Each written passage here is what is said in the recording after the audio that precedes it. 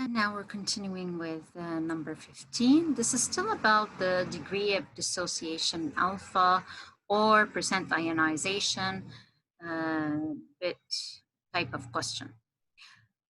Okay, so we have consider a 1 liter solution. So I have a 1 liter solution of acetic acid, which is 0.1 molar. The degree of dissociation alpha of this acid calculated. So I want the degree of dissociation. Now, really, before, we used to always, again, alpha is just the amount dissociated X divided by the concentration C. And so for a weak acid, I need the X. Now, if I go about it using a quadratic equation, I could use simply X squared divided by concentration minus X. Again, this is typically initial concentration of the acid, and get the X value, which is the amount dissociated using this quadratic. Now, you can do that.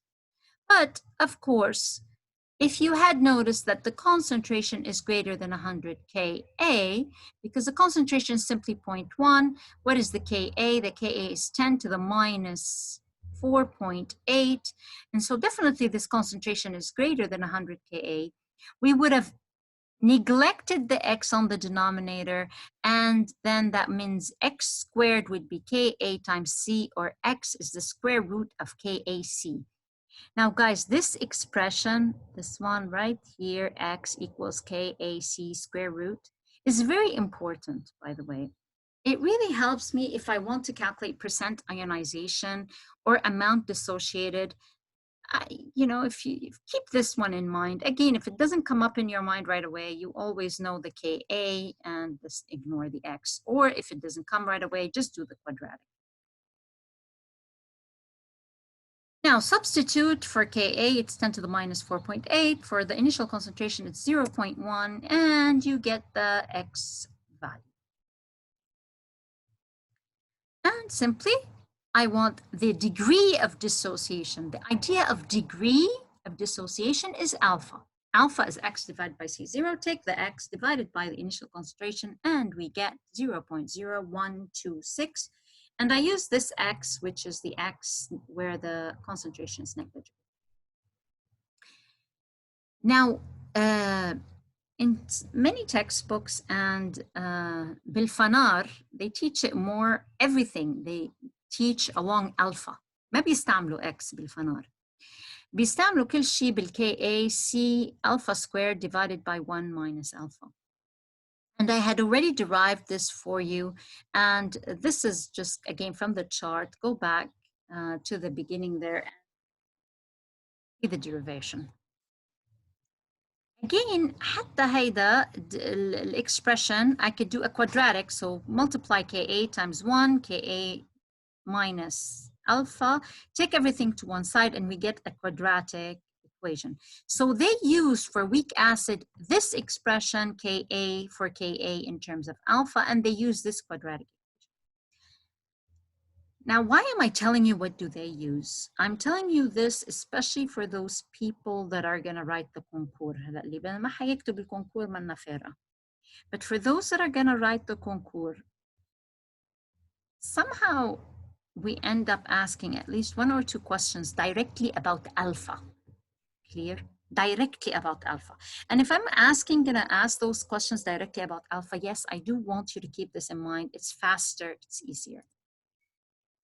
Again, if you use a quadratic, you can, and then you get alpha by quadratic. But as we did on this side, and the same way that we think, they also think is if the concentration is greater than 100 Ka. And if it is, which it is, they just simply put concentration divided by Ka. Yes, if it's greater than 100, great, which it is. Then as well, what they neglect is they neglect the alpha. We neglect X, they neglect alpha.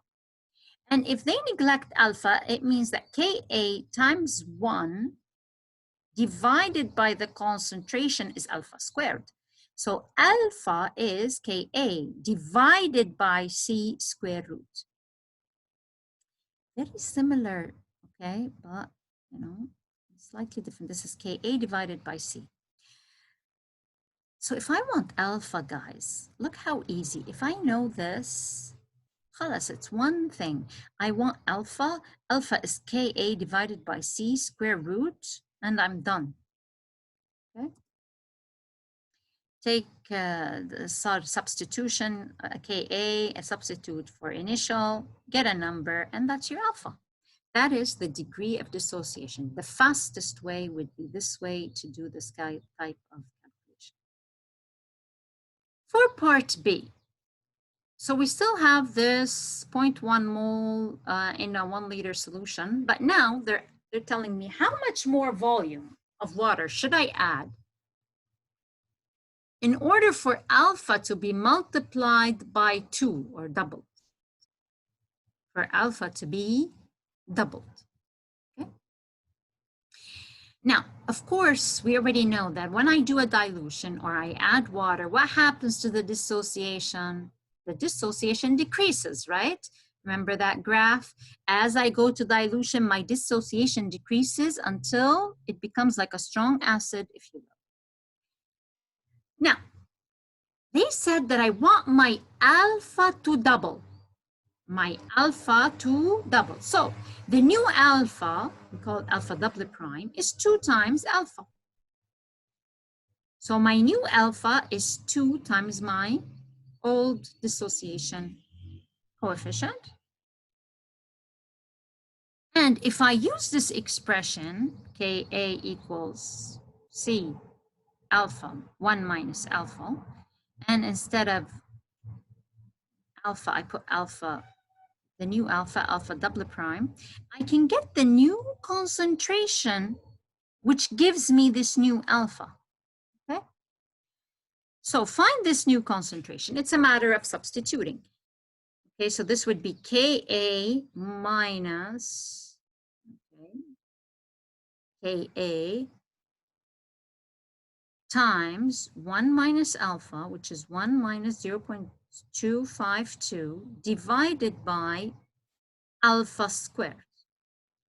So we're solving for the new concentration. Once I have the new concentration, which happens to be 0.0243, try it out. Make sure you can do the calculation. It's basic math. I will get the new volume. How much water do I have to add to make my concentration 0.243? And so my old concentration, again, it's a dilution CV equals C double prime, V double prime. My old concentration was 0.1. My old volume was 1 liter. My new concentration is 0.0243. My new volume, I will find it. Find the new volume. You get it to be exactly 4.11, which is approximately 4 liters. So the total volume in the solution here to give me an alpha, which is 0.252, is 4 liters. If I already had 3 liters, that means I have to add 3 more liters so that my alpha is doubled.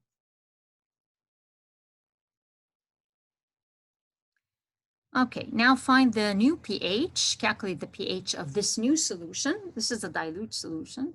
So of course, can we use the, the pH equals half pKa minus half log C? I will check if I can use it. See if the concentration is greater than 100 Ka. Take this new concentration, divide it by Ka. See if it's greater than 100. Yes, it is. It's great. Therefore, I simply substitute pH equals half pKb, which is 4.8, minus half log of this new concentration, C double prime. We get the pH equals 3.2. Okay, 3.2. Now, number 30. Calculate the concentration of acetic acid to obtain a solution where my concentration of H3O plus is 3.5 times 10 to the minus 4. Okay. Now, guys, what is the concentration of acetic acid? Now, here they did not really tell me the concentration of acetic acid equilibrium. How much acetic acid do I need initially? They didn't really say. They just said, what is the concentration? Which is a bit weird. Usually when I ask for a concentration of acetic acid, so if I have acetic acid, it's going to give me some H3O plus, and here's my acetate. Initially, whatever I have in solution, it's going to react, give me minus X. This is going to be X and X. You all already know how to do that. This is how you sort of have to think. So we didn't really specify which concentration, but typically is how much initially should I put in to get an X. So if I go about it that way, if I already have X, which is 3.5 times 10 to the minus 4, okay, I already have that. Then I can substitute and simply, I have Ka, I can get the initial concentration. So if I do that, the initial concentration of acetic acid, which I need to get an X value, which is 3.2 times 10 to the minus 4. So rearrange this, of course, you have to multiply Ka times C0, Ka times minus X, and then take Ka0 on one side with the concentration, rearrange so that you can get the concentration initially. And do the math, substitute. We get the concentration initial that I need is 7.16 times 10 to the minus 3. That's how much initially I should have put in. Now I look at the answers and none of these answers fit in. The closest one is this one, C, 6.8 times 10 to the minus 3. So what comes to my mind is what's going on? Why is it like that? It turns out that actually what I could have done, I did this without neglecting X on the denominator. And actually, if you look at this X value relative to this initial concentration, well, it doesn't look like it's negligible, but actually it is. It's less, it's 10 times less than this. And so, yes, I could have neglected X here and I would have simplified myself a lot of calculation. If I neglect X, I could simply solve for C0 equals X squared divided by Ka, and I am done. And so actually, in the new calculation, the initial concentration is concentration at equilibrium. And so if I simply use Ka values, put H3O plus, put the acetate, which are equal to each other, that's divided by Ka, this is my concentration of acetic acid at equilibrium. And this concentration at equilibrium happens to be very close to the one initially. And am I allowed to do this? Yes. How do I know that I'm allowed to neglect the X? Well, acetic acid at equilibrium is officially C0 minus X. But if I neglect X, this initial, the concentration at equilibrium becomes equal to the concentration initial approximate. When am I allowed to neglect X? I'm allowed to neglect X, negligible, if C0 is greater than 100 Ka, remember? But if I don't have C0, I can't really say that. But I have another validity. And that validity says, if my pH is less than pKa minus 1 for acids, if my pH is less than pKa minus 1, I'm allowed to neglect X. What is my pH? Well, they gave you the H plus concentration in the solution. So if you calculate the pH is minus log of H3O plus, you get the pH is 3.45.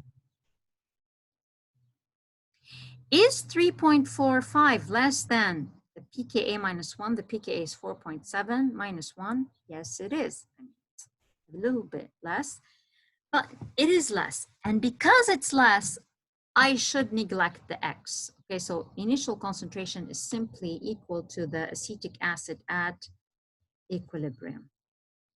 Okay, clear? Great. Now, I still prefer the fact that they should just calculate the initial concentration exactly, but you know, if I'm allowed to neglect X, why should I do more calculation?